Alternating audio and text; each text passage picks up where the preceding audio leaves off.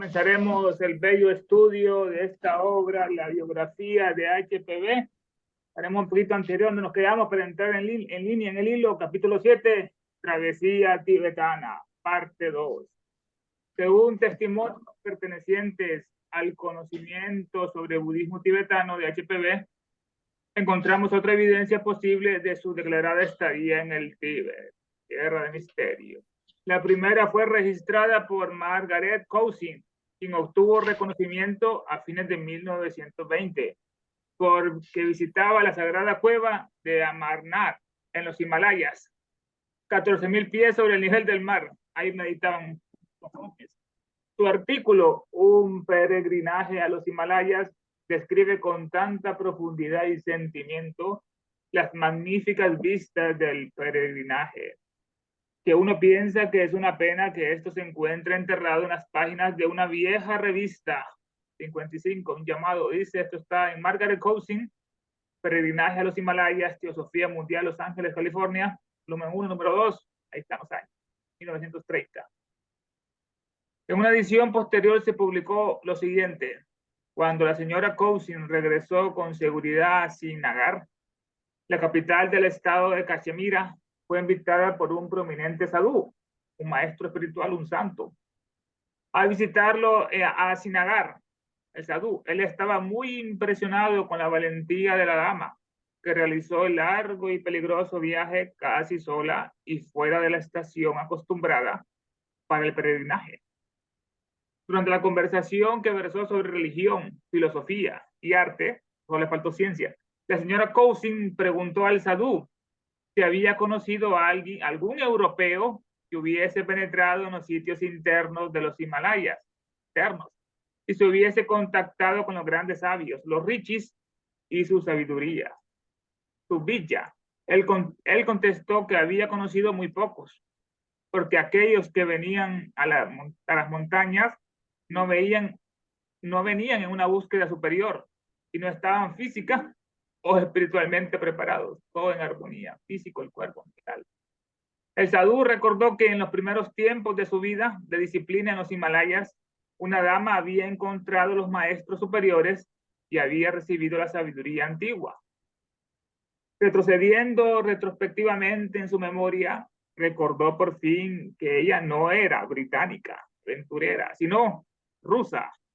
Y por último recordó su nombre, Blavaskaya. Él no la había encontrado personalmente, pero había escuchado de su logro por comentarios de sus compañeros ascetas, otros sadhu, 56. Margaret Cousin, Los Himalayas, igual, Teosofía Mundial, Los Ángeles, California, cartas de HPV a Dr. Harman, El Camino, El Sendero Path, volumen 10, 1896. Una parte en las grutas y selvas del Indostán, una obra muy bella que hizo Elena sobre la India, sus viajes sobre las cuevas y las selvas de ese país oriental. Él refiere que conoció a un sadhu, a un santo de esta categoría. Otra evidencia muy distinta respecto a la presencia de HPV en el Tíbet se refieren a un experimento conducido en Austria en 1885 por un prominente teósofo, Frank Hartmann, doctor en medicina. El experimento se llevó a cabo a través de una clarividente, una mujer alemana, que alguna vez había servido en la casa de los padres de Hartmann cuando era un niño. Él había encontrado accidentalmente a esta mujer en su regreso de Austerlitz, luego de vivir en el cuartel general de la Sociedad Teosófica de Ayar durante un año. Ellos le invitaron a su casa, donde se ocupaba de la práctica de la medicina entre la gente pobre, era caritativo. Él mismo era un médico de amplia experiencia. Hartmann descubrió que la mujer tenía una sorprendente habilidad para los diagnósticos correctos mediante clarividencia, mediante el examen de la orina del paciente. Para ella, los órganos enfermos se hacían claramente visibles, colocando sus manos sobre la columna vertebral de Hartmann. Ella le hizo compartir su visión al doctor. Él escribió un trabajo sobre ella, Diagnóstico Médico Clarividente, publicado en el Teósofo Febrero de 1887. Lo que nos ocupa, sin embargo, es un artículo siguiente: experimento psicométrico, la psicometría, la ciencia futura, la medición del alma, tener conocimiento intuitivo colocando una mano sobre un meteorito. Entonces, vas a saber de que el planeta vivo, de que el planeta vino en ese meteorito, cómo era la materia, si había humanos o no humanos en ese lugar, y así en todas partes. Lo cual tomamos lo siguiente. Dale, Milce. Mi último artículo contenía un registro. No tiene cafeína. Hay un micrófono ahí abierto. Sí.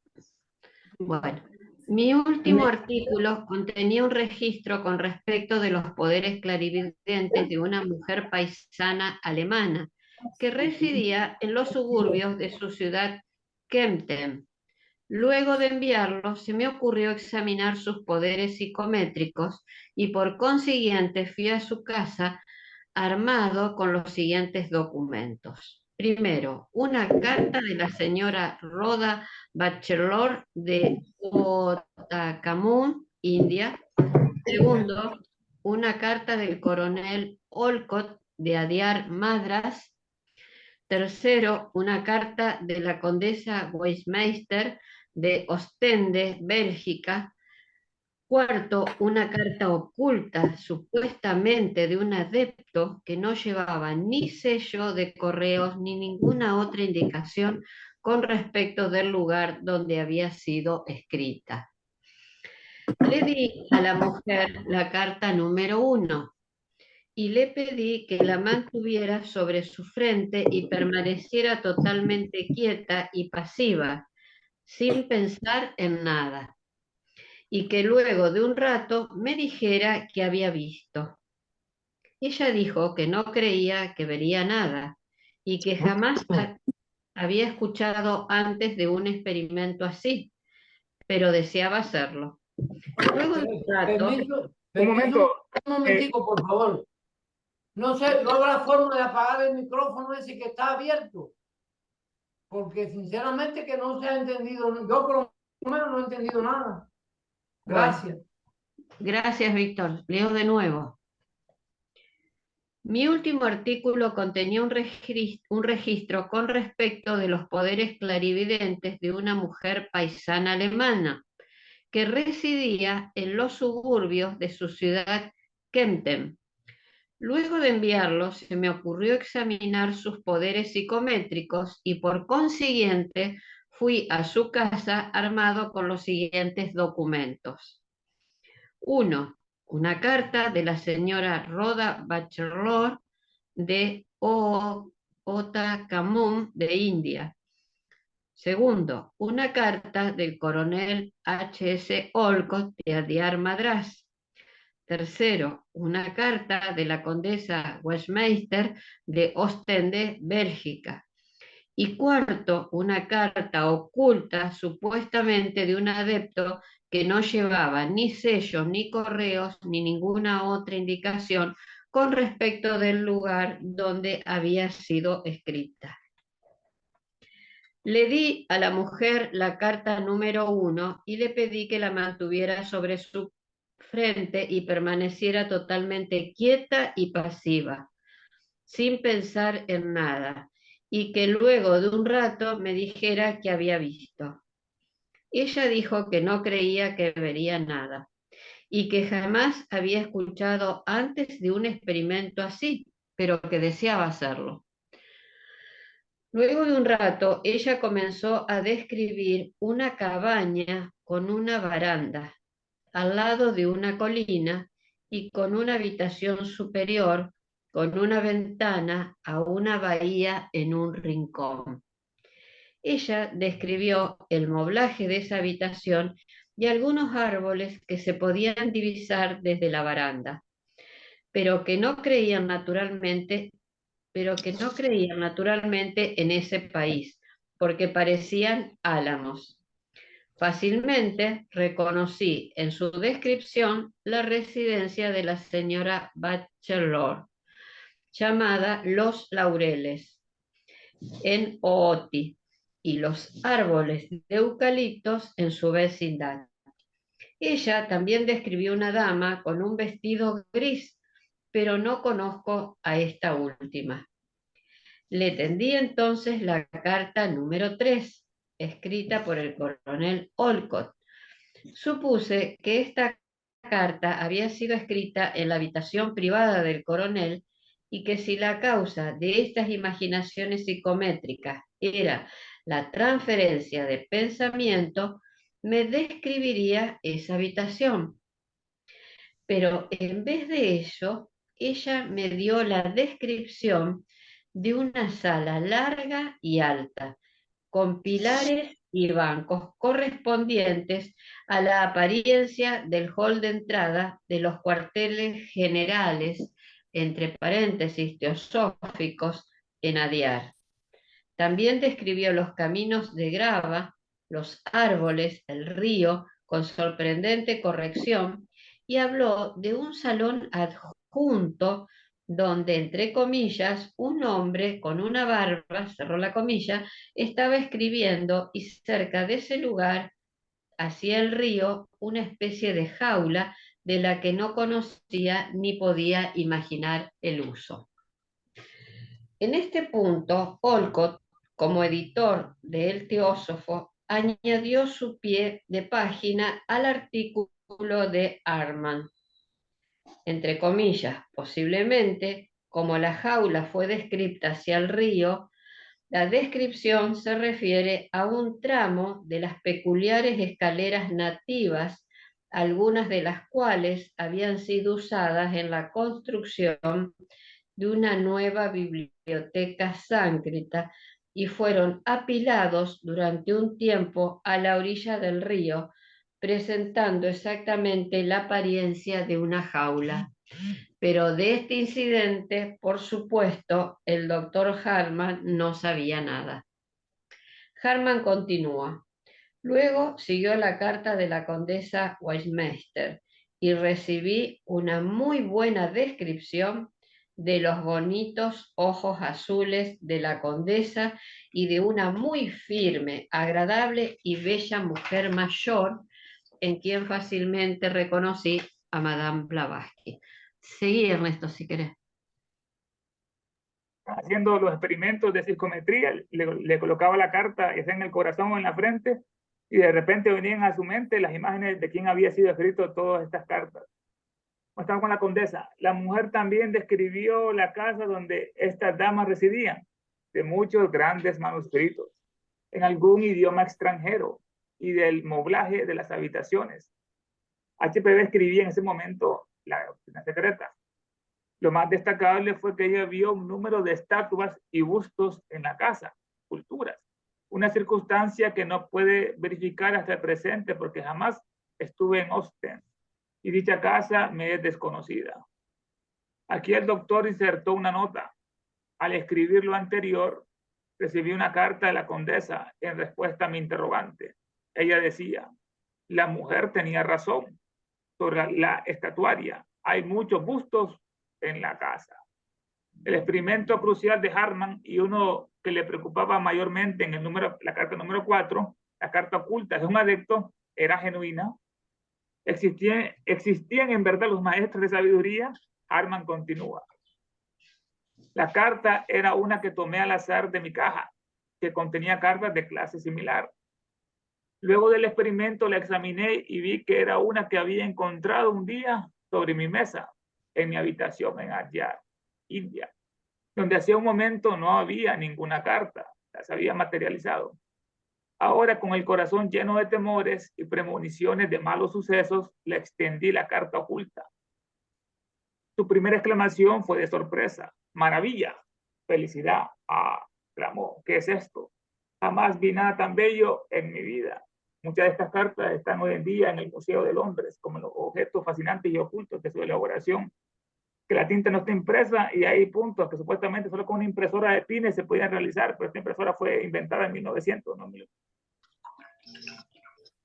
Aquí sigue la traducción de Harman de las afirmaciones de la mujer, dejando de lado los detalles sin importancia.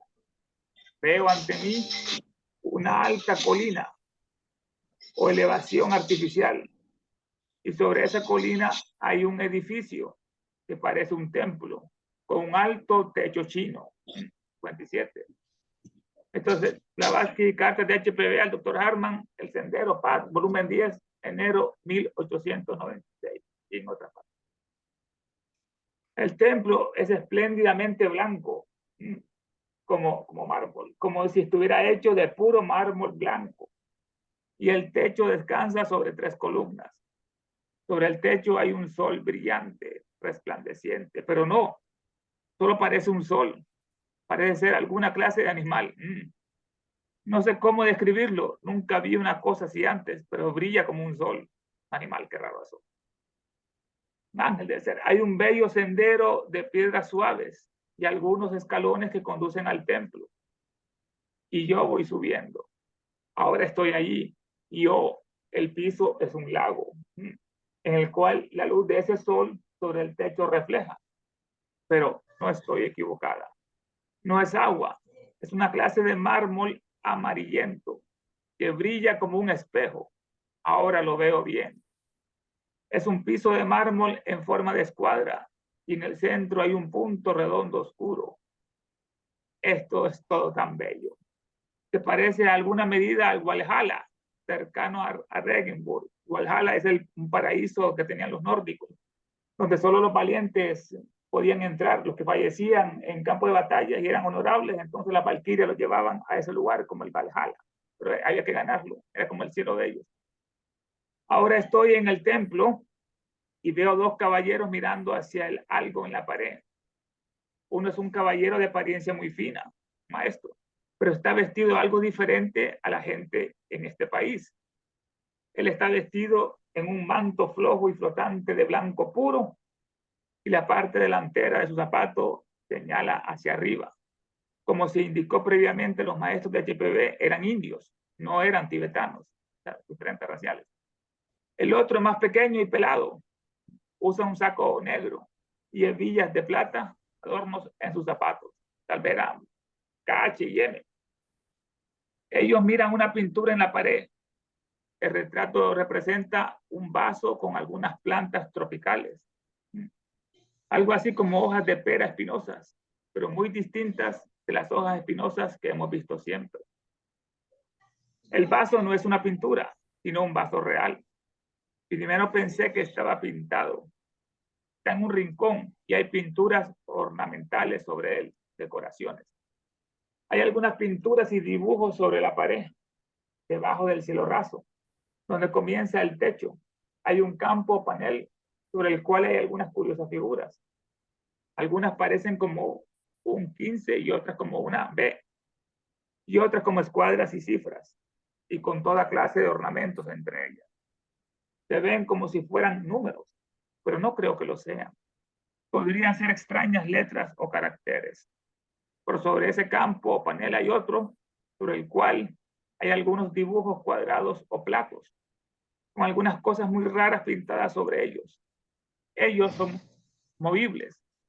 Al menos creo que lo son, pero no estoy muy segura. En una parte, en Isis Velo, ella describe que entró hasta las macerías en el Tíbet oculta, y que así como estos tenían una gran sala, un gran hall, y que se miraba una imagen, ella dice que era una pintura, pero la pintura se movía, que describía la luna, cómo iba creciendo hasta formar luna llena. Y después describe que estos monjes tenían grandes computadoras, así lo escribe ella en 1877, habla de computadoras, que hasta mucho después se descubrieron en Occidente, y de la forma como ellos proyectaban estas imágenes. Dale.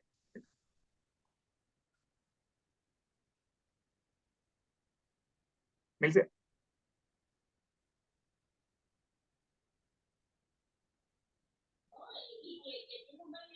¿Tienes el micrófono cerrado, Milce? No, te quería preguntar si ese lugar, el que está describiendo, los que están en el Himalaya, el desierto de Gobi y todo eso, ¿o no? Más o menos ¿Dónde por ahí están los va. Exactamente, más o menos ahí va la descripción en los lugares secretos transhimalayicos, donde estaba la gran fraternidad oculta. Por eso es que los chinos invadieron el Tíbet como una venganza. Era el materialismo, el comunismo, el ateísmo en contra de toda la sabiduría y en contra de toda la religiosidad. Ellos destruían todas las religiones porque ellos creían que los adoraran a ellos como grandes demonios, como grandes dioses, y no adoraran ya sea a humanos. Bueno, luego pregunté a la mujer que dibujara sobre un papel las figuras que había visto. No siendo una artista, ella solo lo pudo hacer de una manera sumamente imperfecta, pero dijo que hacía lo que podía. La siguiente ilustración es una copia de lo que ella dibujó.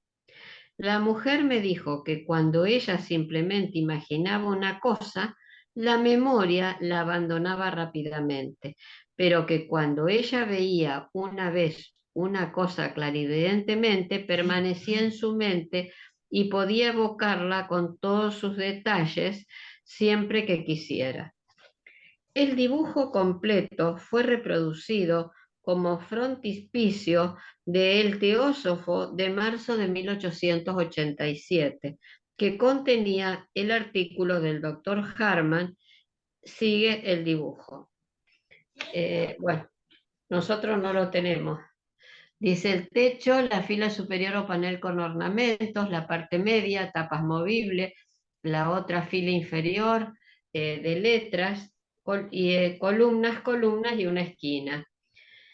La parte sexta, techo y columnas de un templo descrito por una clarividente alemana en el Teósofo de marzo de 1887, frontispicio. La mujer continúa. Ahora, esos dos caballeros salen y yo los sigo. Hay muchos árboles que parecen pinos. Creo que son pinos. Hay otros con hojas grandes y carnosas, espigas con pinchos. Hay montañas y colinas y un lago. Ellos me sacan del templo. Tengo miedo de no poder encontrar mi camino de regreso. Ay, Andrés tiene la mano levantada. Disculpame. está bien. Sí, Perdón. quería comentar antes, Milce, cuando has preguntado tú si el templo ese estaba en el desierto de Gobi. Claro, en el desierto de Gobi lo que está es la Isla Blanca, Claro. que es la tierra imperecedera, y por lo que dijo Isaac, fue lo único que, digamos, sobrevivió de la Atlántida. Y lo estudiamos hoy. Y hoy lo estudiamos, hoy salía. Bueno, En la doctrina secreta dice que es el único lugar que ha sobrevivido a todos los cataclismos, también de la Lemuria, la Atlántida y de la Hiperbórea. Exacto. sí, sí. Gracias. Gracias, Andrés. Entonces, hay montañas y colinas y un lago. Ellos me sacaron del templo. Tengo miedo de no poder encontrar mi camino de regreso. Hay una gran barranca y algunos árboles que parecen olivos, pero no estoy segura de eso porque jamás vi olivos. Ahora llego a un lugar desde donde puedo ver un amplio panorama. Los dos caballeros se han ido. Allí hay una ruina que parece una pared vieja y algo como lo que vi sobre ese papel que usted me mostró. Creo que usted lo llama la Esfinge. Entre corchetes, Harman le había mostrado previamente la tapa de una revista alemana, La Esfinge. Cierra el paréntesis. Hay alguna clase de columna y sobre ella una estatua. Su parte superior parece una mujer, la parte inferior del cuerpo parece un pescado. Parece que sostiene musgo en sus manos, o sea que descansa sus manos sobre el musgo. Aquí, entre paréntesis, la clarividente comenzó a reír y cuando le pregunté qué pasaba, respondió: ¡qué gracioso! Hay cantidad de gente rara. Son mujeres y niños pequeños. Ellos usan vestidos muy cómicos y tienen capas de piel sobre sus cabezas. Ellos tienen suelas atadas a sus pies. La clarividente jamás había visto antes sandalias.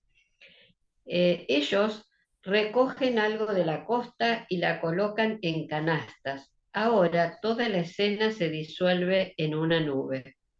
Así finalizó este importante experimento. Antes de enviar su artículo a El Teósofo para su publicación, Harman lo envió a HPV para su análisis. Sin embargo, no le envió el dibujo de la mujer. Aquí está presente la respuesta de HPV fechada el 5 de diciembre de 1886. Seguís vos, Ernesto. Interesante, qué descripción tan hermosa dio del templo, del mármol, cómo brillaba, cómo había mujeres y niños pequeños vestidos cómicamente, según ella, y que había, en vez de una esfinge, era como una sirena, mitad mujer, mitad pescado con musgos. En Los Maestros y el Sendero hace una descripción, lo que dice el Inviter, que él iba en doble astral a reunirse con los maestros ahí, con Krishnamurti que lo presentaba, y decía que supuestamente iba a ser el nuevo avatar ahí que le dijeron Buda y Jesús. Eso dice él en Los Maestros y el Sendero. Y también describe cómo era la habitación del maestro, que había un lago muy frío donde Elena se bañaba ahí cuando estuvo con ellos. Dice, mi querido doctor, dice Elena, realmente debe disculparme por mi aparente olvido de mi viejo amigo. Te doy mi palabra de honor. Estoy preocupada mortalmente con el trabajo. Cada vez que me siento a escribir una carta sobre todas mis ideas, se esparcen y no puedo seguir con la doctrina secreta en ese día, estar concentrada. Pero su carta, la última, es tan interesante que debo responder. Usted haría una cosa excelente en enviar al teósofo este experimento suyo de la psicometría de la mujer. Tiene enorme importancia en vista de las mentiras y acusaciones de Hoxo, el informe que hizo de las comisiones psíquicas. Y estoy feliz de que haya conseguido una corroboración independiente. La luz astral, en todo casi, no puede mentir en mi beneficio. Y hay un llamado que dice, en Isis sin velo, bueno, en Isis sin velo dice, bueno, debe ser el tomo 1, 2. HPV explica cuando el psicómetro. Hermano, ¿te pueden cerrar los micrófonos, por favor?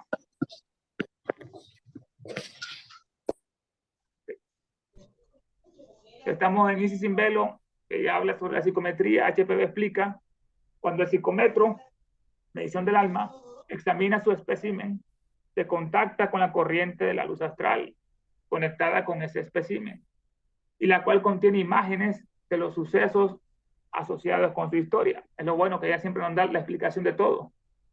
Estos pasan ante su visión con la suavidad de la luz, como los registros acá. Dice la respuesta, solo hablaré, continúa Elena, del número 4, la carta, porque usted ya conoce las otras 3. Esto se ve como el templo privado, un templo privado, 58. Dice HPV, carta de HPV al doctor Harman, el Sendero Paz, volumen 10, enero de 1896.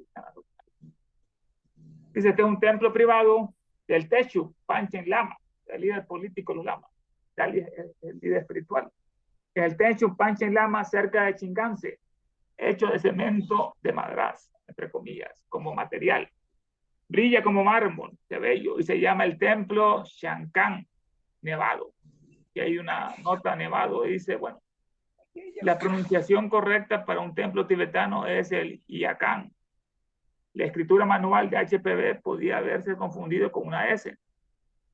Ben Haydin traduce Haikan como casa de Dios, los templos primordiales. Haydin, esto es en Haydin en Transhimalaya, más allá de los Himalayas, tomó 1, página 405.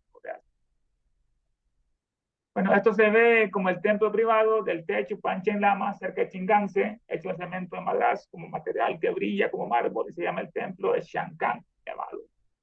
Hasta donde recuerdo, no tiene sol o cruz encima en los templos, ¿no? Sino una clase de algiorna de agoba triangular sobre 3 columnas, con un dragón dorado y un globo. El dragón, la sabiduría, los adeptos, sobre un globo, están arriba, dorados. Pero el dragón tiene una esvástica. Bueno, que hay una nota. Sabemos que la esvástica es un símbolo budista muy antiguo. Las esvásticas se usan ampliamente en el Tíbet. Hace Haydn, 404, y la Lumpa, 35-27. Las esvásticas también eran ella lo dice en la doctrina secreta, que era un símbolo universal, que era más universal que la cruz de hoy en día. Y se encontraron hoy en día en las estatuas de las Islas de Pascua, están allá en el Pacífico solitariamente, Detrás de las estatuas tienen esvásticas, lo mismo que hay en Egipto, esvásticas, en los templos mayas, aztecas, etc. Así lo corrobora. Pero el dragón tiene, y el emblema por eso está arriba, simboliza el sol, la energía apojática, solo inferior a la al pranava. Dice, pero el dragón tiene una esvástica sobre él, y esto podría haber parecido una cruz. No recuerdo ningún camino de grava. Ni hay ninguno, sino que el templo se encuentra en una elevación artificial y un sendero de piedra que conduce a él. Tiene escalones, no recuerdo cuántos. Jamás se me permitió entrar. ¡Wow! ¡Qué sagrado! Solo lo vi desde fuera y el interior me fue descrito. ¡Wow! Los pisos de casi todos los templos son guías de Buda, están hechos de piedra amarilla pulida, que se encuentra en aquellas montañas de la Ural y en el Tíbet del norte, hacia el territorio ruso. No sé el nombre, pero parece mármol amarillo. Continúa. Lenovo, está abierto el micrófono, ¿le puede cerrar Lenovo, por favor? Ahí se lo cierra. Dice...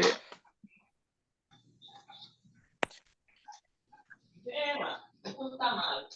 Bueno, te llamo mañana pasado. Cuando llegue allá te llamo. Lenovo, ¿puede cerrar el micrófono, por favor? O Julián, mira, ¿le puede cerrar ahí? Exacto, no, hace partida todavía, pero aquí no. Ok, gracias, hermano.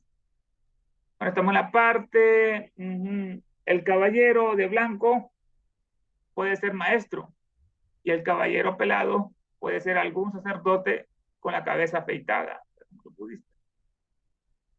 Dice que ellos se afeitaban con una roca meteórica, con mucho filo, en la oficina secreta. En general, la toga es negra o muy oscura. Yo le traje una Olco desde Darlelín, pero no sé de dónde vienen las hebillas de plata y los breches. Ellos usan, como saben, botas altas, hasta la ropa de fieltro, bordada a menudo con plata.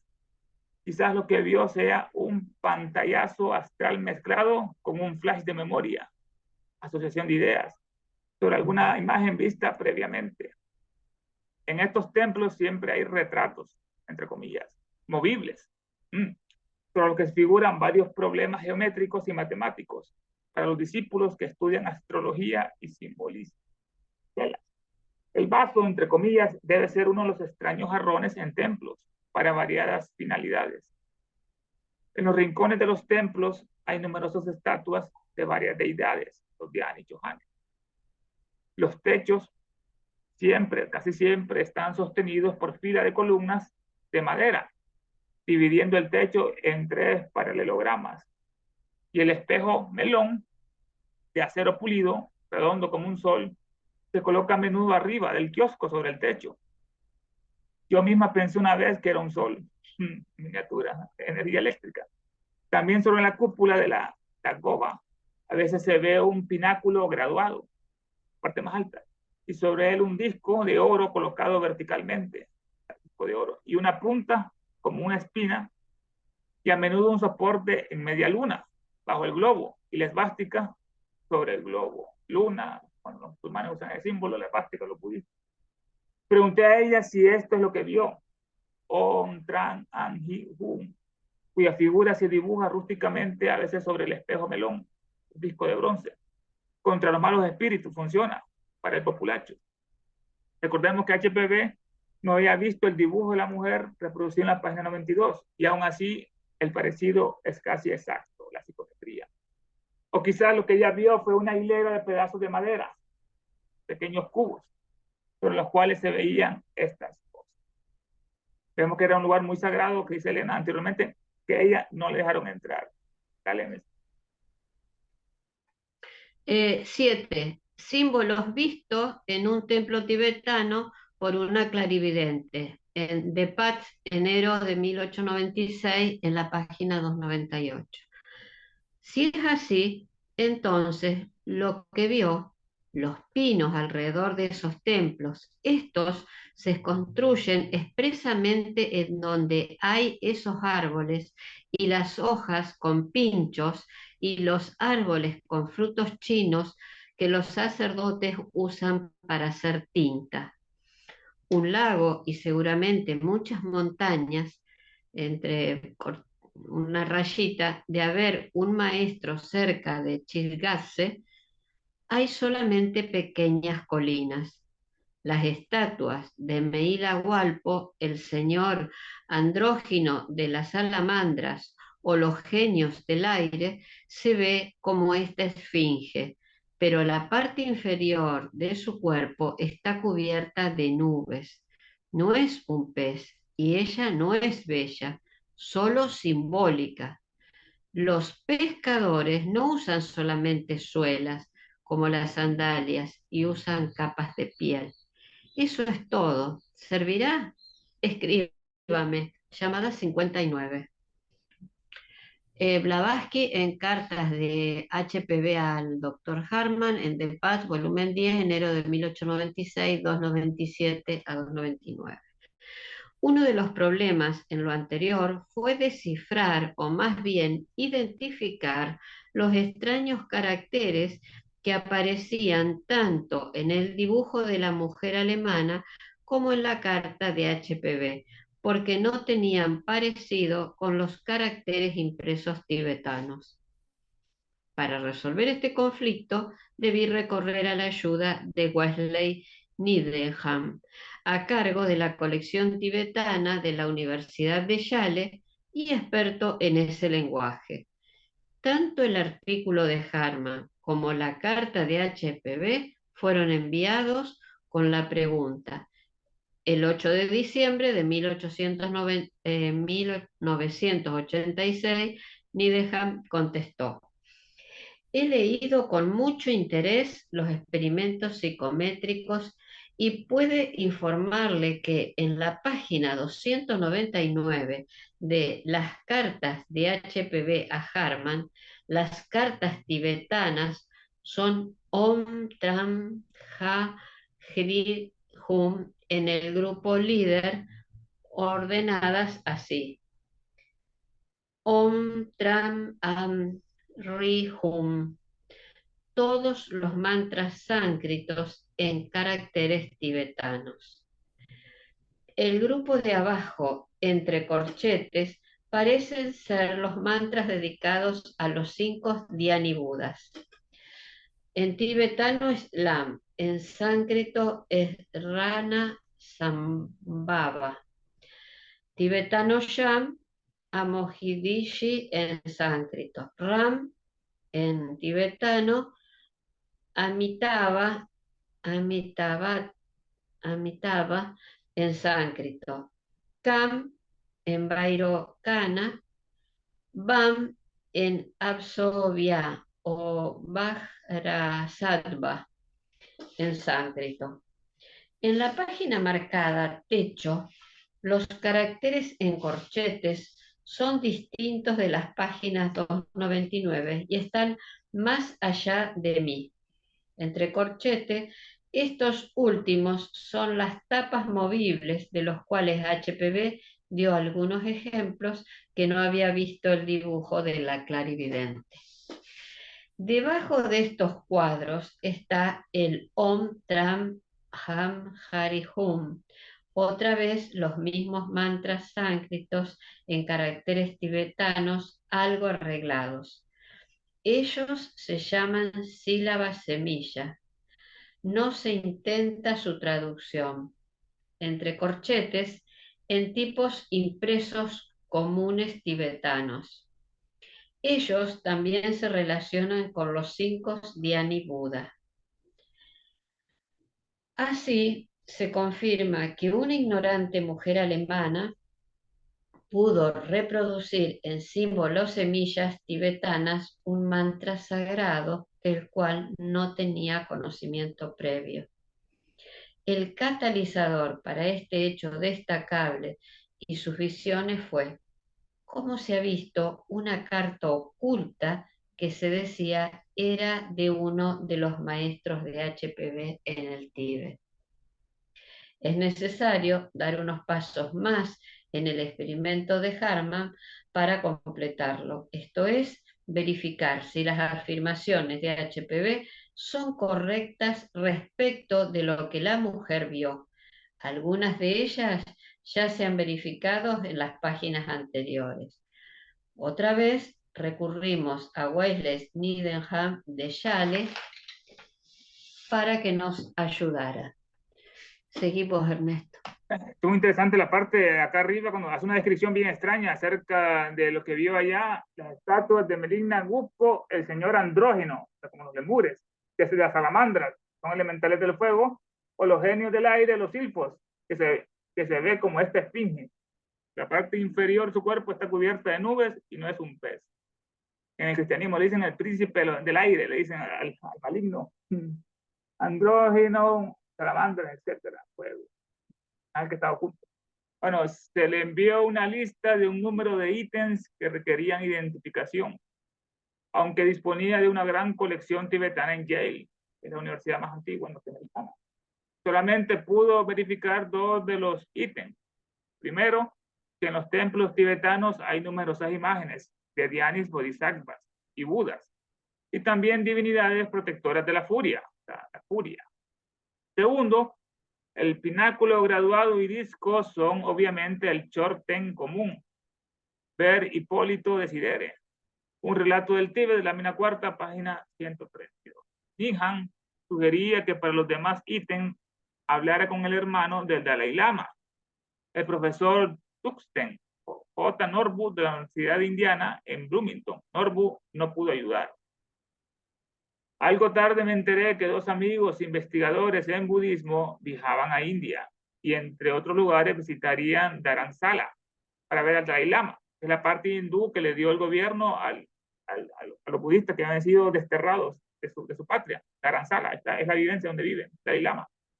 Ellos se ofrecieron para continuar la búsqueda de la información necesaria, pero no estaba disponible. Y el secretario del Dalai Lama le sugirió visitar varios lamas del monasterio de Tashilumpo en el Tíbet, que había sido destruido por los comunistas chinos, que es lo que estamos nombrando en la parte anterior. Ella dice sin velo que hay ciudades monasterios en el Tíbet que vivían 20.000 o 30.000 monjes que se dedicaban solo a la astronomía o la astrología, eran ciudades monásticas. El secretario telefonió para una cita y se garantizó a mis amigos una audiencia con 7 lamas residentes, encabezados por el venerable Kachan Lankor. Se dio atención a una de las preguntas, algunas requirieron recobrar la memoria de escenas de muchos años antes del destierro. Se recibieron 2 respuestas negativas. Los pisos de los templos budistas no eran de mármol amarillo. Y los lamas no reconocieron a Lankan Nevado como nombre del templo privado del Panchen Lama. No lo conocían. A todo lo demás se dieron respuestas afirmativas. Había bosques de pino y plantas de pinchos alrededor de los templos budistas en esa área y árboles con los cuales los monjes hacían la tinta de los frutos. Había estatuas de Melhu Walpo sobre las columnas y en los techos se podían ver dragones dorados en China, sosteniendo un globo y grandes espejos melón de acero pulido redondo como un sol, a menudo con la invocación grabada Om Tran An Hin Rum. Los lamas añadieron que los melons eran los metales múltiples. Los lamas habían fracasado en identificar el sagrado retrato del Panchen Lama mencionado por HPV, quizás porque no conocían su existencia o no eran lamas iniciados, lo más probable, o porque eran iniciados y no podían hablar de su existencia, tenían bajo juramento de no hablar. Lo que sugiere esta explicación en la descripción dada por HPV del retrato privado del Panchen Lama, una escuela secreta cercana a Chingangse, fundada por Tsongkhapa, que dice que fue la reencarnación de Amitabha Buda, Gautama, Tsongkhapa, pero nació en el Tíbet, un avatara. Eso lo escribe más ella en el tomo sexto de la doctrina secreta, fundada por el gran lama Tsongkhapa, quien estaba a cargo de ella, esa escuela secreta. Hay trabajos valiosos preservados y ocultos utilizados en la preparación de la doctrina secreta. Para repetir, hay trabajos valiosos, preservados y ocultos utilizados en la preparación de esa magna obra. 60, dice HPV, escritos coleccionables, tomo 14, en la página 144. Un lugar en que HPV jamás dijo haber visitado es la ciudad prohibida de Lhasa, la capital. Desde el tiempo de la breve estadía de la Van Hoof en 1847, que era un misionero católico que fue a cristianizar esas tierras y se dio cuenta que el origen de todo el catolicismo, de sus ceremonias y rituales, eran de origen budista. Por eso es que el Papa los comulgó a la Van Hoof. Elena lo comenta mucho en el tomo 4 de Sin Velo. Esa breve estadía que hizo la Van Hoof de 1847 y hasta 1904, cuando los británicos invadieron el Tíbet durante un breve periodo. No se conoce ninguna persona de Occidente que haya estado allí. El Dalai Lama y con sus monjes se dieron cuenta de la invasión y le pidieron ayuda al zar de Rusia, de todas las Rusias. Y le dijeron que él había sido en su encarnación previa un gran monje tibetano. Y le pidieron ayuda militar para que los ingleses no usurparan su tierra. Pero el zar no les ayudó, solo mandó a hacer un gran monasterio en Moscú, budista. Dice, bueno, la primera mujer fue la exploradora francesa Alexandra David-Néel, visitó Lhasa, quien en su quinto viaje al Tíbet, que ocurrió en 1923, logró lo que hasta entonces se había creído imposible. En esta mujer se disfrazó, pero ya Elena había estado en esas tierras. Sin embargo, según la hermana Vera de HPV, es auténtico que Elena estuvo en Lhasa, la capital. Ella describe el Potala, el gran palacio que está ahí arriba, más bello que el de Buckingham o el de Versalles o el Escorial. Dice que Elena estuvo en Lhasa, a saber cómo lo construyeron, tienen el techo de oro todavía, y los árboles bellos, la capital del Tíbet, y en su centro principal religioso es Shinganse, y en las montañas del Karakoram, en los Kulu. Sus vívidas historias sobre estos lugares comprueban todo esto la mayoría de las veces, como la describe en Sin Velo, que es como que te sumerges, que te está llevando a ese lugar. 61 dice Yaliskowski, Pratba, Elena Petrón, Blavaskaya, Rebu, Revista Rusa, 1883. Así que tiene unos vívidos recuerdos de esos lugares que los describe ella bellamente. Si HPV estuvo en el Tíbet durante casi 3 años, durante este periodo, sería increíble que no hubiera ido a la capital Lhasa, la gran meca del mundo budista. Estaba prohibido que ningún occidental entrara, que iban a contaminar con sus gérmenes morales ese bello lugar santo, la gran meca. Sus maestros podrían haberla llevado confundida fácilmente con los peregrinos. No hubiera llamado la atención a causa de sus facciones asiáticas que tenía Elena Kalmulka. Pero decir posteriormente que había estado allí podría causar molestia a sus guardianes. El Panchen Lama, líder político, los tibetanos y el Dalai Lama, quiere decir océano de sabiduría, que es el que más sabe en la cabeza, en los asuntos religiosos, en aquellos días no estaban de acuerdo con la política de aislar el Tíbet del resto del mundo, no estaban de acuerdo, eran las órdenes que tenían todos los tibetanos. El explorador Seven Haydn afirma, aunque visitó al Panchen Lama, fue recibido calurosamente, jamás pudo entrar a Lhasa y ver al Dalai Lama. 72. Esto es Seven Chin, conquista del Tíbet, Nueva York. Dutton, 1934, tras Himalaya. Más allá de los Himalayas, ahí está el tomo 1, página 307. Si HPV realmente fue la primera occidental desde que el Abad Hut visitó Lhasa, eso no menoscabaría el magnífico logro de la Madame David-Néel. Después, en la nota David-Néel, vamos a estar por aquí, dice, Mary Alexandra David recibió su diploma de la Sociedad Teosófica de Londres el 7 de junio de 1892. Según una carta de Annie Besant, fechada el 17 de marzo de 1893, ella también solicitó entrar a la EE, que era Escuela Esotérica. Daniel Caracostea, primeros conocimientos de la teosofía de Alexandre David-Néel, París, 1892, por Diana Chapotlin, Dunningham, Historia Teosófica, julio-octubre de 1991. Bueno, esto no menoscaba el magnífico logro de la Madame David-Néel, a cuyo libro, Mi viaje a Lhasa, el Times literario suplemento de Londres llama una de las jornadas épicas de nuestro tiempo, a ese libro.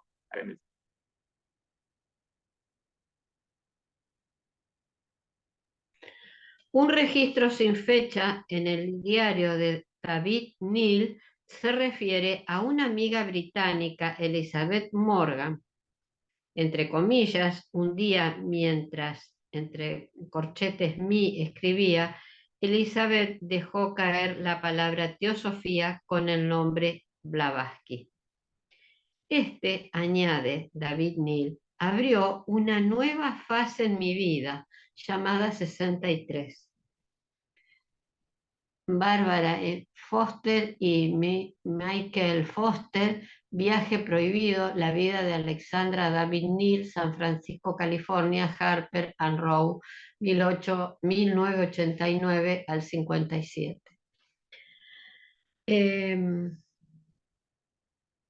De otra fuente se sabe que de allí en adelante ella concurrió a conferencias sobre religiones orientales, en especial sobre budismo en la Sociedad Teosófica de París, y desarrolló la ardiente ansiedad de explorar Oriente, llamada 64.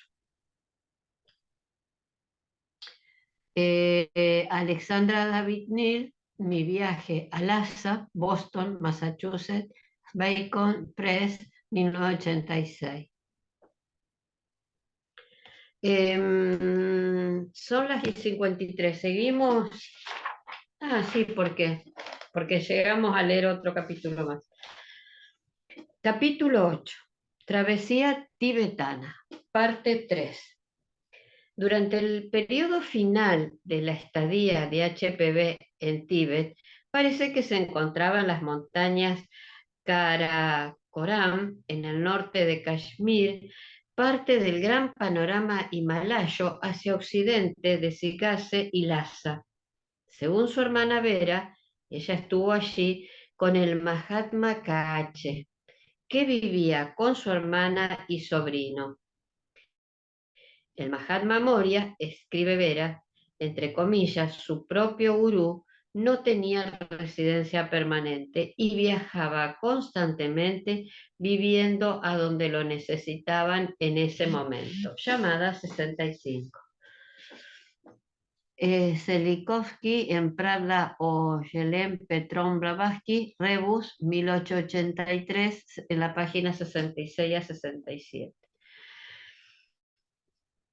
KH también viajaba frecuentemente en misiones y a menudo a Tashilumpo, llamada 66. Mahatma, en las cartas de los Mahatmas a Cine, apéndice 464. HPV dice que lo encontró por primera vez en 1868. La llamada 67. Dice que Blavatsky, la desilusión del señor Al Lillet, la revista Luz de Londres, Inglaterra, el 3 de agosto de 1884. En una carta a la señora Hollins Billings, el 2 de octubre de 1881, HPV escribió que el hogar de KH se encuentra, entre comillas, en el pequeño Tíbet que ahora pertenece a Kashmir. Es una gran construcción de madera a la moda china en forma de pagoda entre un lago y una bella montaña. Ella añade que el maestro M suele morar allí.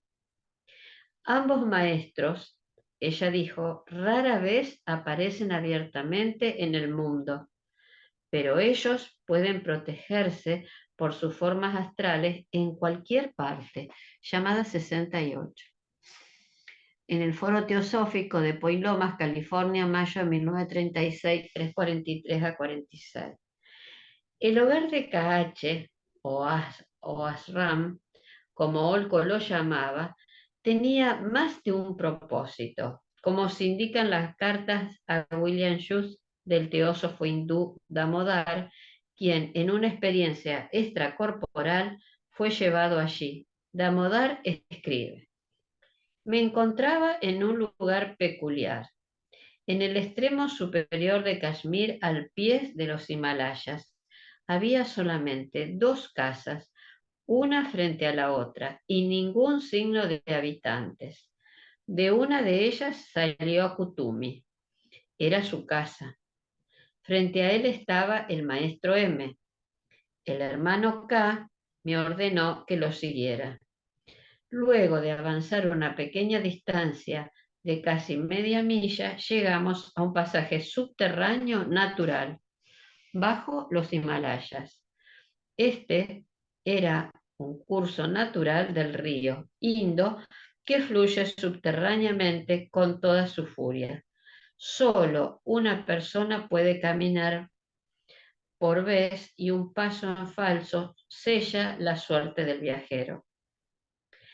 Luego de caminar una considerable distancia a través de ese pasaje, llegamos a un lugar abierto en el, no sé. Allí hay un gran edificio. Es el lugar central principal donde todos aquellos de nuestra sección que merecen la iniciación en los maestros deben concurrir para su ceremonia final y estar allí durante un periodo que es parte de los requisitos. Subí con mi gurú a la gran sala. La grandiosidad y serenidad del lugar es suficiente para que cualquiera se conmueva.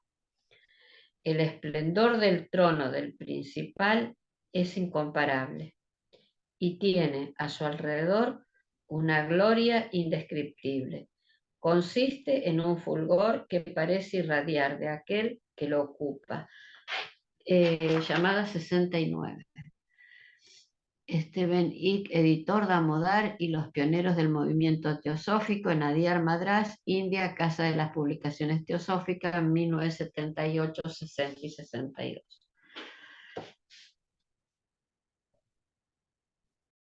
Continuamos, lo vamos ahí.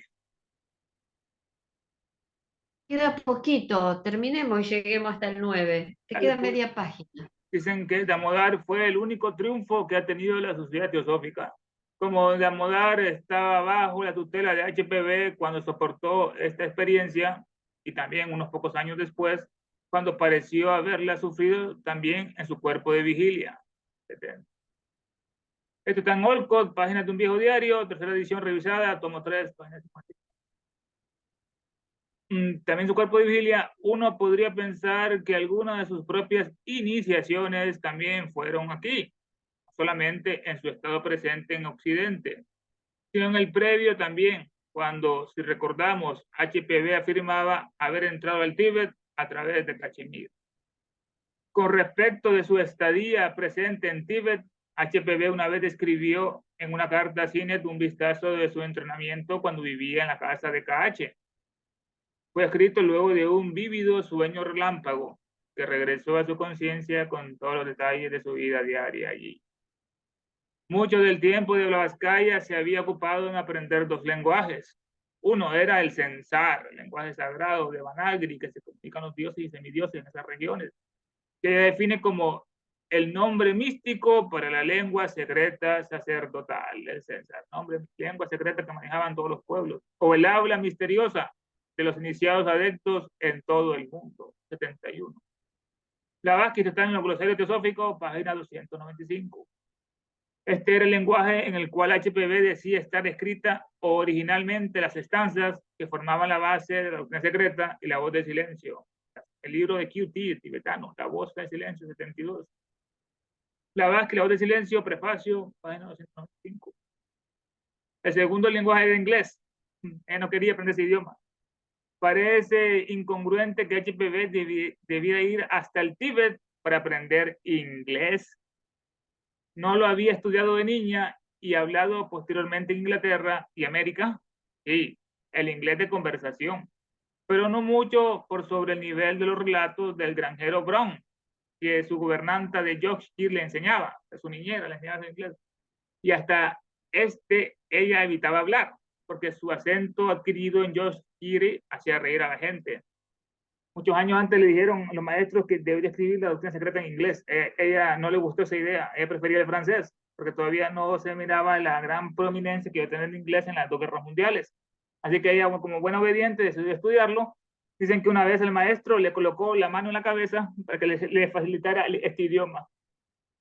Yo recuerdo, contaba HPV a Sinet, qué difícil era para mí, no hace tanto, en 1867, en Venecia, comprender un libro bien escrito en inglés.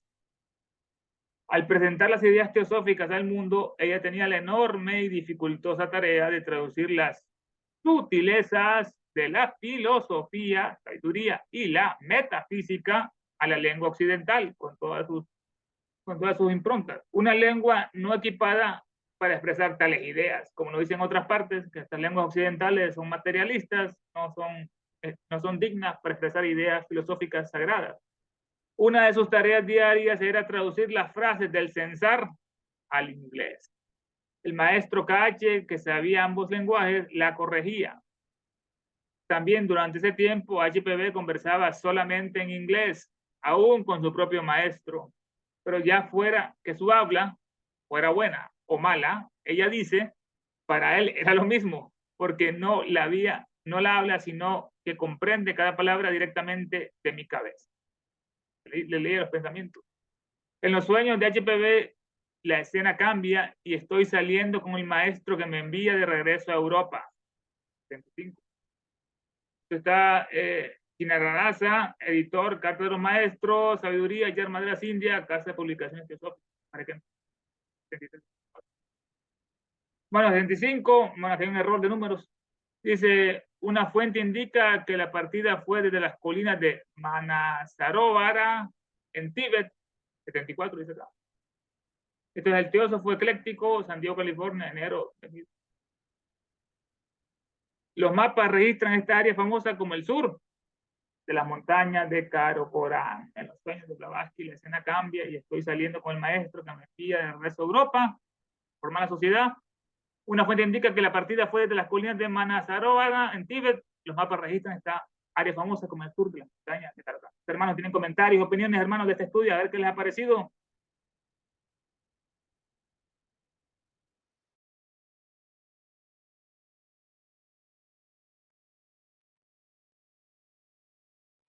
Pueden abrir los micrófonos. Muy interesante esto, vaya. Les manda saludos Valentín Mariño. Bueno, muchas gracias.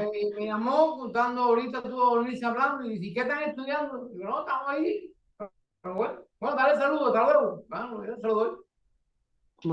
Bueno, muchas gracias. Me parece muy interesante la vida de Blavatsky, ¿no? Está interesante. Bueno, ¿hacemos el cierre? Todo eso que pasó en el Tíbet, todo eso, aventura con los maestros, todos los viajes, eso, astral de la Damodar, todo lo que está relacionado con ella es magnífico. Ahora te quería preguntar una cosa. Esas imágenes, todo eso que ella, ¿eran relatos o ella lo escribía? Lo escribió, ¿no? O sea, digamos, quiero decir que no era que lo contaba, sino que está escrito. Los relatos, algunos, hoy estuve analizando la experiencia psicométrica del doctor Harman, que solo colocando una carta en la frente o en el corazón, entonces empezaba a visualizar todo lo que era el Tíbet oculto, porque era una carta del maestro. Y después Elena lo corrobora que así era, solo que exclusivamente ella no pudo entrar a ese templo, porque era muy sagrado, muy misterioso. Dicen que había esas imágenes misteriosas del príncipe de los vientos, de las salamandras, el andrógeno, una sirena con cuerpo de pez y una mujer arriba. ¡Wow!